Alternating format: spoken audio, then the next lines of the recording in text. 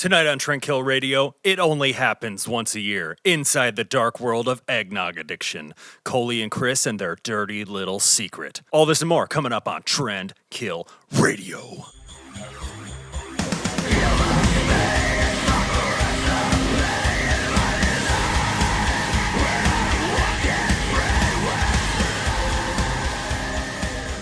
I ain't farting on no snare drum. What's going on, everybody? This is Trendkill Radio, a rock news show about all things rock, except for when it's not, and our annual holiday extravaganza. And a Festivus for the rest of us. Another Festivus miracle. Exactly. I am your host, Sean Ryan. And I am Jimothy. As always, the lovely Piggly Pig8 and T. Chris Jones. Chris is actually sick, and Coley is working. It's Christmas. This is a time for family. But thanks for being here, guys. We're gonna press on, and we're gonna have the happiest Christmas since Bing Crosby tap danced with Danny fucking Kaye. Let's just take this time out for you guys to hit subscribe right below us, hit the little notification dingle bell, and let's get it started. We have Machine Gun Kelly. I know that seems weird. That seems odd because this is a rock show, right? Except for when it's not, as the description told you. So you were warned. But Machine Gun Kelly, you know, obviously. You watched The Dirt. Who hasn't? Fabulous movie. This should have won an Oscar. Oh, yeah. Critics can go fuck themselves. But Machine Gun Kelly, he played Tommy Lee. Meet record and radio creeps. Listen to him ask, you remember pissing on that cop car last night? No. Of course, and like literally he really did learn how to play the drums, and like the dude's got like a solid background. Like he has worked with Travis Barker, he's worked with Youngblood, who is kind of a crossover dude himself. He just did something with he just played live with Fred Durst doing break stuff. Oh, I missed that. Did you see that? No, I missed that. Let's just watch a clip of that right here.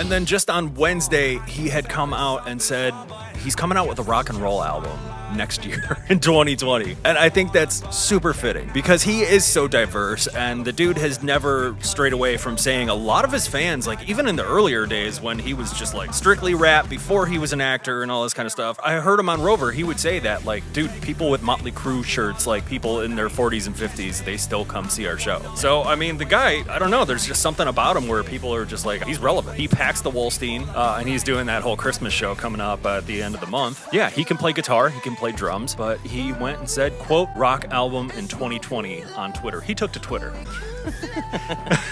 And for once, it wasn't a complaint on Twitter. Yeah, and we know that like he's no stranger to the rock world. I mean, do you remember the Marilyn Manson birthday party? Yeah, we covered that, right? Yeah. What did he get? What kind of Christmas present did Machine Gun Kelly get from Marilyn Manson, Jim?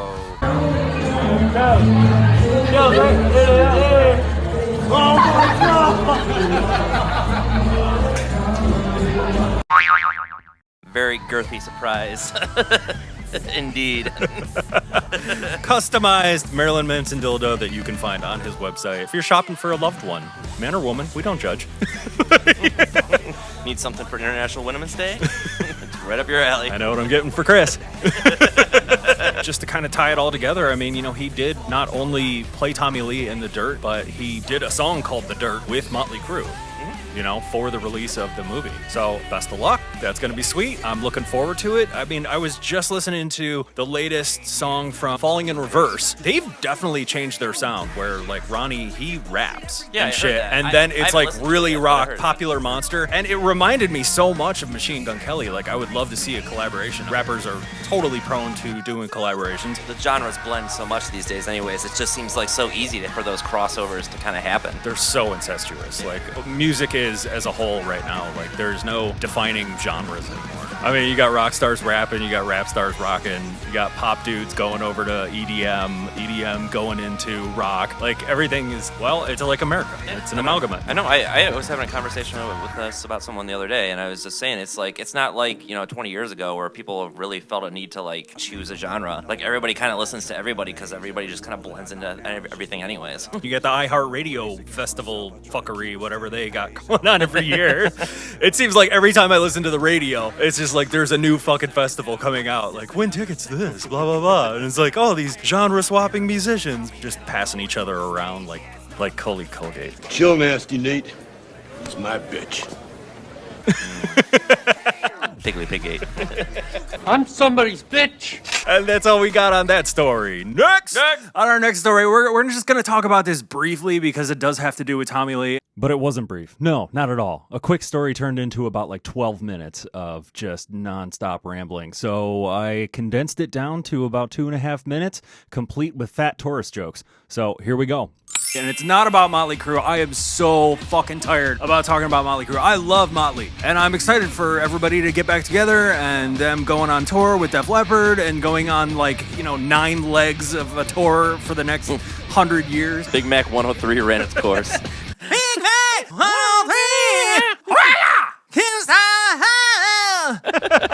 No, we are not talking about the Motley Crue tour unless something crazy happens. Like, I'm excited to see what Tommy Lee's actually got up his proverbial sleeve. Briefly, just wanted to touch on this story because it does have to do with Tommy Lee. He recently visited his home of Greece, where he was born. I think he was born. I know his mother is like completely 100% Greek. She met his father like he was in the military, and she didn't speak a word of English. And they actually communicated by just like drawing pictures and stuff. Like, I need eggs, and she'd draw an egg. Well, that's kind of sweet. Yeah, I know. But recently, Tommy Lee, he was out in Greece. You know, he's an animal rights activist, member of PETA for whatever reason. I know the dude, like, he eats meat. He wears leather. Right. I don't know. Obviously. I don't know how you could be a member of PETA and still be like that. But No, it's cruelty-free leather. Trust me. he found a problem going on in Greece. He was visiting Santorini for all the tourists and stuff. And this is like popular in many places around the world. You know, donkey rides for tourists and stuff. Not that kind of donkey ride. Not a Tijuana donkey ride. The happiest place on earth, Tijuana! You know, A Santorini donkey ride, traditional form of transportation. Yeah. To use these animals. To use donkeys and mules and stuff. And Yeah. these poor things. Most of the people that travel are from America, and America is fat as shit. People of Walmart. But Tommy, he sent a letter to the Greek authorities on behalf of PETA. The sickening abuse of broken down donkeys and mules made to lug fat he didn't say fat, I did. Tourists up steep hills in Santorini. I'm kind of with him on this, man. I don't like carrots, man. Can't do it. Kale sucks. Kale is terrible. It tastes like dirt. I do love Brussels sprouts, but only if they're like saturated in butter. Why don't you just eat a stick of butter? Cut out the middle, man. You need a little fiber in there. Every time I think of this story, I'm just picturing a 350-pound guy from Boston riding on this poor donkey, going up 500 stairs. You've seen the zipline videos from other countries and shit, and you've just seen like morbidly obese people like get on this thing and they fall right off. Yep. Let's go. Yeah. This skinny native of whatever country they're in is just like, oh yeah, you're fine. And just like PETA, they can go fuck themselves. But as for Tommy Lee, you know, he says these poor animals are carrying people 500 steps up in sweltering conditions without a lot of food or water, and they're being hit with sticks, and it's really like, you know, it's just like a Barnum and Bailey circus right now. The circus is not around. We saw what happened to Siegfried. Or was it Roy? These animals are not meant to be used in a certain ways and Hey, stuff. tiger. Such a beautiful creature. Anastasia, she loves it.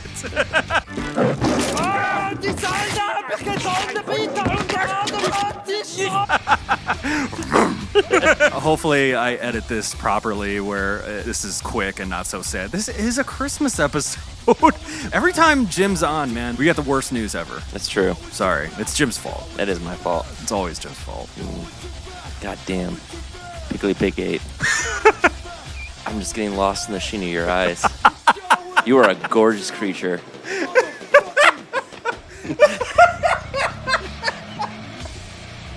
That's enough of that. Next. All right, next. On to our third and final story. Oh man, that last fucking segment was depressing. I'm gonna really have to cut that down. Bumming everyone out for the holidays. I know. I'm sorry. You're not my son! That's funny. My dad used to say the same thing. Dad, this is Larry. Try to have a happy new year if you can. But our third story, we have Slipknot and Evanescence. About a week ago, Slipknot and Evanescence, they played down in Mexico. Mexico. They ran for the border. They thought they were going to Taco Bell, but they ended up playing a show. Well, no, actually, no, they didn't. They tried. Drive-thru's closed.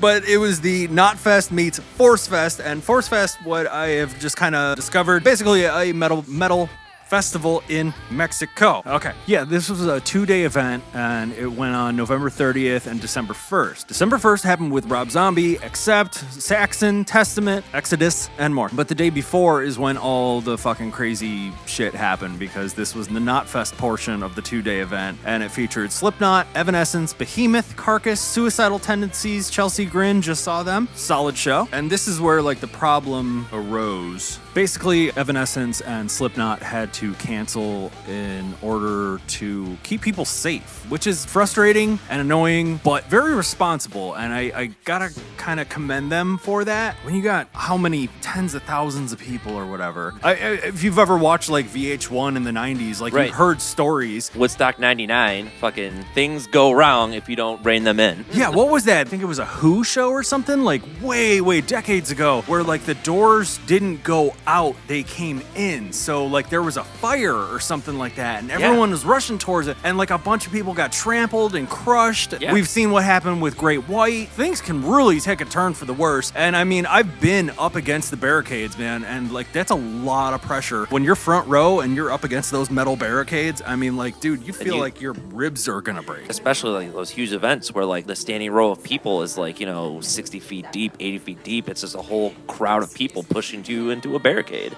Yeah, I think one time back in the 80s, late 80s, early 90s or something, like Guns N' Roses was playing a show in England. Even Axl, say what you want about him, but he was concerned for the fans. Like he saw people like getting really crunched up against these metal barricades, and he stopped the show and said like, okay, I need everybody take 2 steps backwards. We'll start with the back. Everybody from the front, do the same thing, move along, because like, dude, that's scary.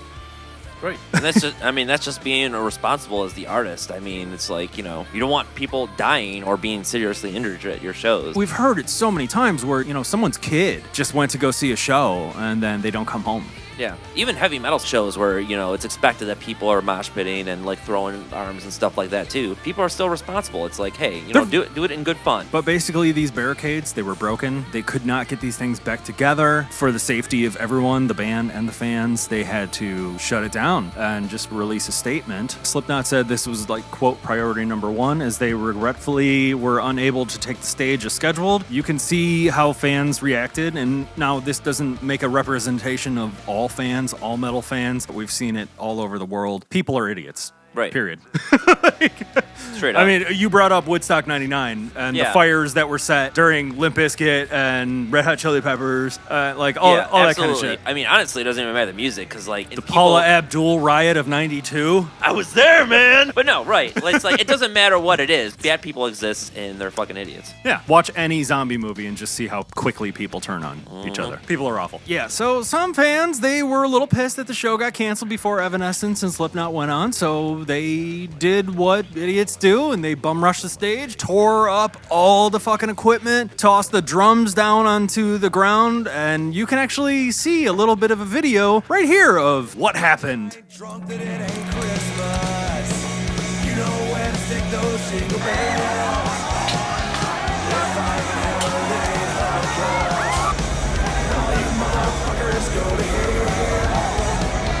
If I ain't cockeyed, ain't Kwanzaa. Joy to the world, Jackie Cooks. If I ain't drunk that it ain't Christmas. 'Cause I ain't never anything but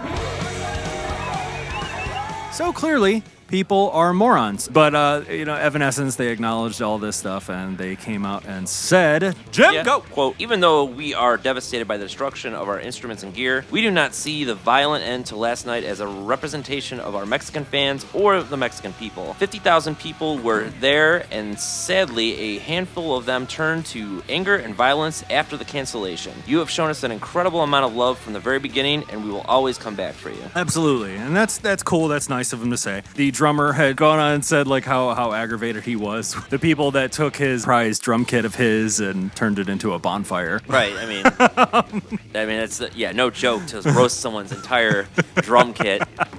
Barricades are a lot like walls. And if we've learned anything from the experience, America, it's that the Mexican people, when motivated, will not be stopped by walls.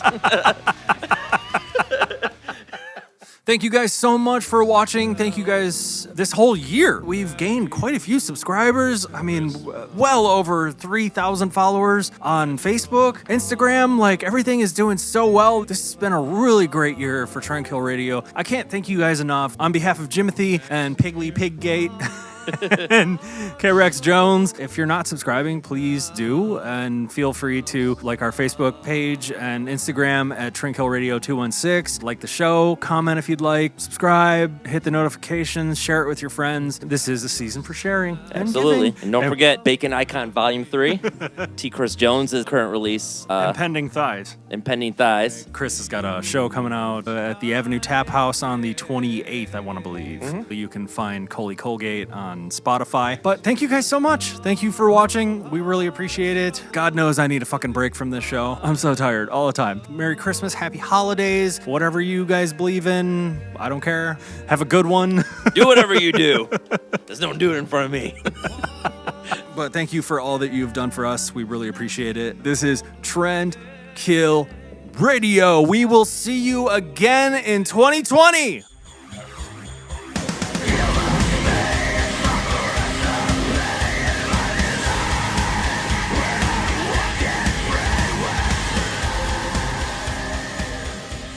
Farting on no snare drum. Oh, I'm Chris Jones. Ah! I shouted everything.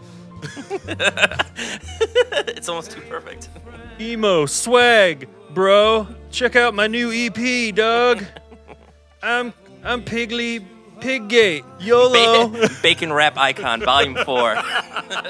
On our next story, we talk about my fucking sweet ass snowman drinking a beer. You know what? I totally missed the beer on that. I didn't even notice that till now. Oh, there it is. There it is. Yeah. Is that the cue? That's the cue. That's an inner ear disorder that can result in vertigo, tinnitus, ear pressure, a bunch of that stuff. That's basically what happens when Chris is on air, and like every time my left ear does that just thing. Fucking ruptures your eardrum.